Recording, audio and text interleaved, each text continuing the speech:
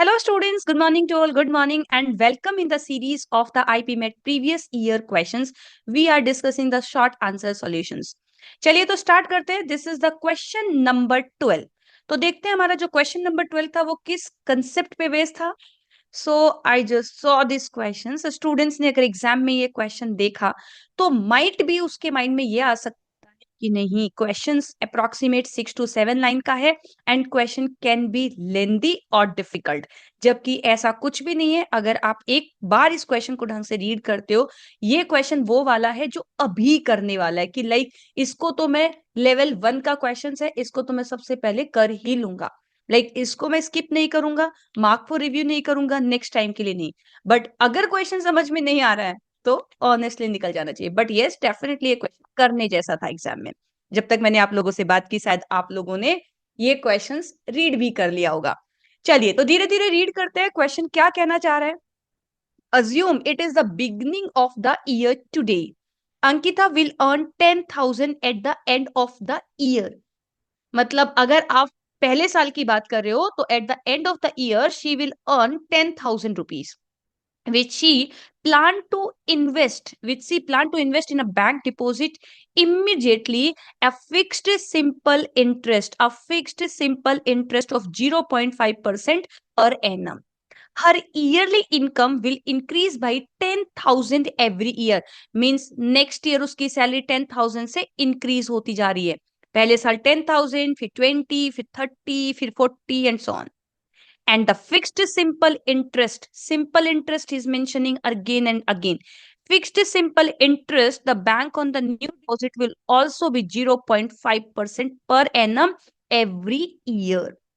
If Ankita continue to invest all her yearly income in new bank deposits at the end of each year, the total interest earned by her in 5 years from today will be. In 5 years from today will be. तो बच्चे question लेंदी नहीं है. I hope शायद से आप लोगों को समझ में भी आ गया होगा. हुआ क्या है कि जब आप फर्स्ट ईयर की बात कर रहे हो तो फर्स्ट ईयर के एंड में उसको पैसा मिला. 10,000 रुपीज उसको एंड में मिले. तो उसने इन्वेस्ट तो कब से स्टार्ट किया? फ्रॉम द सेकेंड ईयर ना. From second year to 5 years. ठीक है, from second year to 5th years तक उसने इन्वेस्ट किया 10,000 रुपीज. फिक्स डिपॉजिट किया. From the rate of interest is 0.5% per annum. How many years? पहला साल तो चला ही गया ना. तो सेकंड वाला पूरा साल, थर्ड, फोर्थ एंड फिफ्थ. तो टोटल ये 4 इयर्स के लिए. 0.5 इंटू 4 इज 2 एंड 2 के अकॉर्डिंग ये वैल्यू हो जाएगी आपके पास 200 रुपीज. सो जो उसने फर्स्ट ईयर में जो डिपॉजिट किया उस पे 4 सालों में she will earn 200 rupees as an interest. अब दूसरे साल में जब आपका सेकेंड ईयर एंड हुआ तो उसको सैलरी मिलेगी इस बार 20,000 रुपीज. तो ये इन्वेस्टमेंट चालू होगा फ्रॉम द थर्ड ईयर. तो थर्ड ईयर से उसने 20,000 रुपीज इमीडिएटली डिपॉजिट किए. उसका जो सिंपल इंटरेस्ट था वो इंक्रीज हो रहा है 0.5% एवरी ईयर. तो अब 1% हो जाएगा. Next for the only 3 years. तो 3 इयर्स पे ये बनेगा उसको 600 रुपीज. अब बच्चे थर्ड ईयर के एंड में अगर हम बात करें तो उसको मिलेगा 30,000 रुपीज. अब 30,000 रुपीज उसको मिला तो वो फोर्थ ईयर से स्टार्ट करेगी. तो फोर्थ ईयर से स्टार्ट करेगी. 30,000 को उसने फिक्स डिपॉजिट में डाला 1.5 के रेट से पूरे फोर्थ वाला एंड फिफ्थ वाले ईयर के लिए. तो यहां से मिलेंगे 1.45 इंटू 2, 3 का 30,000 का 3% हो जाएगा 900 रुपीज.